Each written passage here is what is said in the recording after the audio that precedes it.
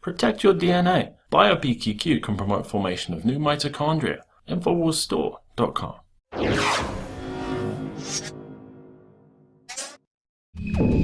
The latest effort to delegitimize Donald Trump is to point out all of the potential conflicts of interest.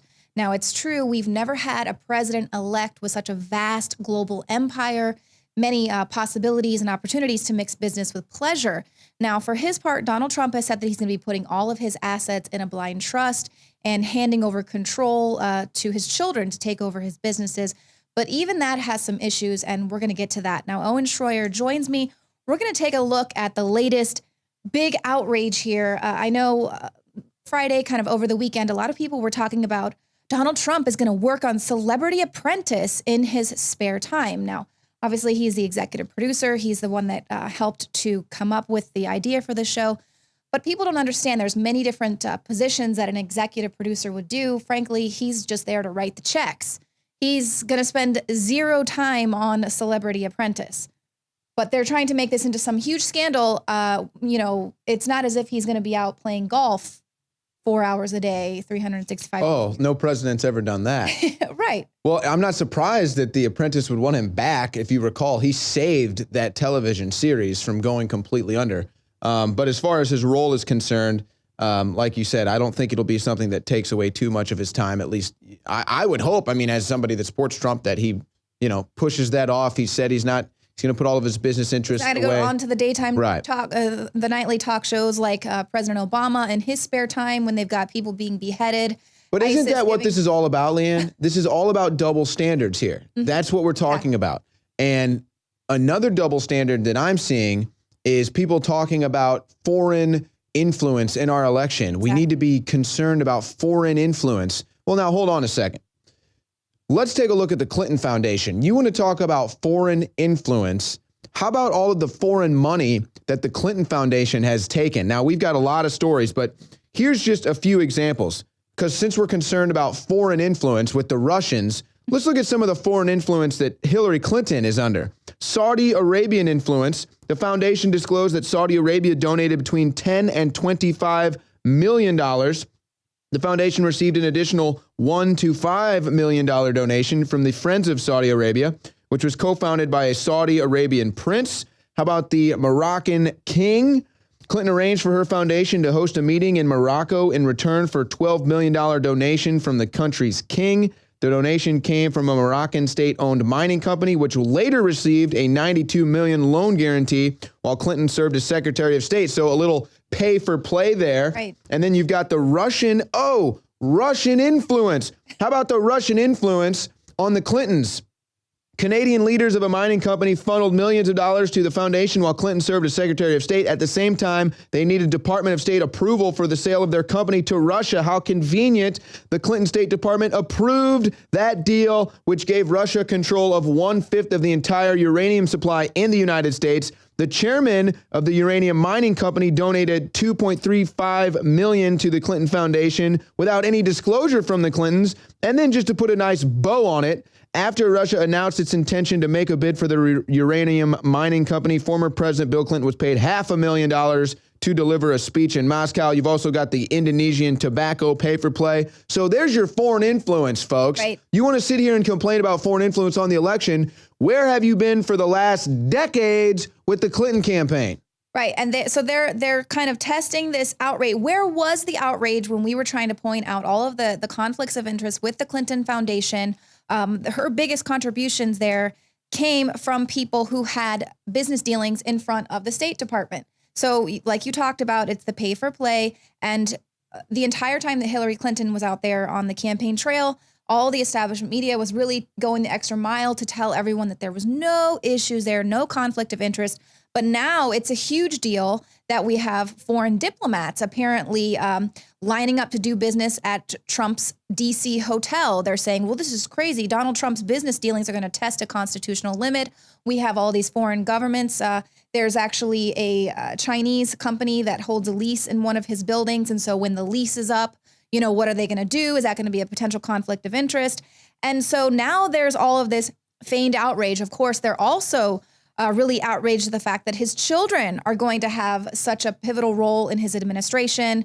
They were really coming after Ivanka when she used an opportunity. She was wearing a bracelet during a post-election interview on 60 Minutes, and her jewelry company said, ooh, buy this bracelet that Ivanka wore in her 60 Minutes interview. So obviously they're saying, well, she's already using her position to enrich her businesses. But look at Chelsea Clinton. This is what this girl has done throughout her entire career. She was paid $600,000+ in annual salary to go be an analyst on NBC. She appeared on there maybe 3 times. So she got paid $600,000, so that almost $1 million by the time her contract ended, of course. But she was completely in charge of the Clinton Foundation. Her mother said, and this was something that they said that she violated the spirit of the ethics pledge that she took when she said that she would, for the duration of her appointment as secretary, if I'm confirmed, I will not participate personally and substantially in any particular matter involving specific parties in which the Clinton Foundation, But now we know that that's not true because she went out of her way to help a lot of her donors get job offers and job opportunities. And it was, like you said, a lot of pay to play. A lobbyist with the group Public Citizen said the Clinton Foundation was taking money from anybody who would give it. The biggest contributions were from people who had business before the State Department. These were donors to the family charity.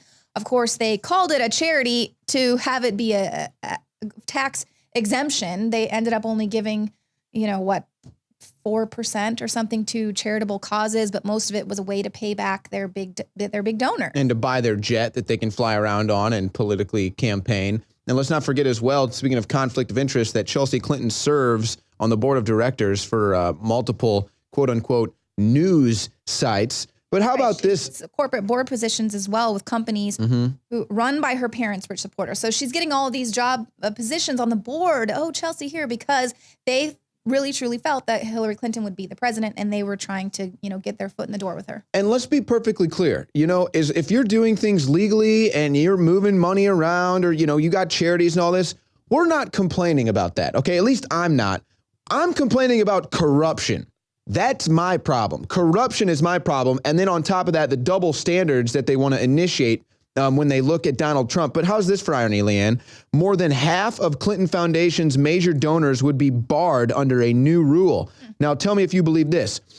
Now, as I just said, more than half the Clinton Foundation's major donors would be prevented from contributing to the charity under the self-imposed ban on corporate and foreign donors. The foundation said this week, this is an older story, if Hillary Clinton won the White House. Now, first of all, she didn't. But second of all, I don't believe that for 1 second. They're not going to bite the hand that feeds them.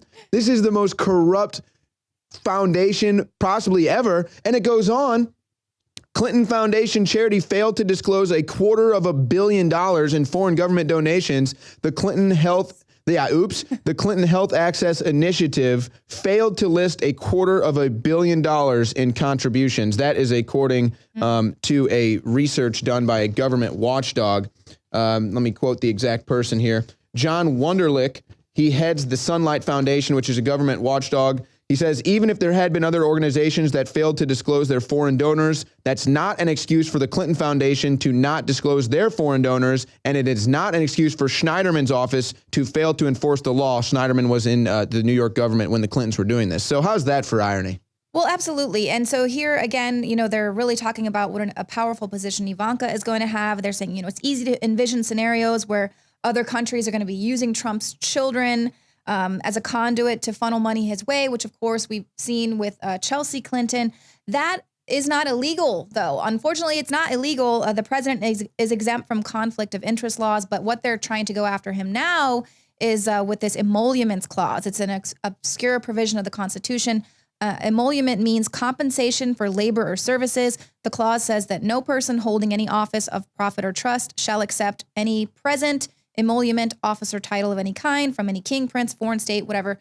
So now they're really going to be using these obscure clauses to really go after Donald Trump. And as we can see, like you've mentioned before, I know you and Margaret are going to be talking a little bit about Russia coming up next, but they're really going to take this all the way to Inauguration Day, and there really is no backpedaling. But at least, hey, the media is finally doing their job and checking those in power. But only when it's Trump. Yes, only when it's Donald Trump. So you know what? But we're going to continue checking Donald Trump as well. He is not exempt from the info war. Stay tuned for more.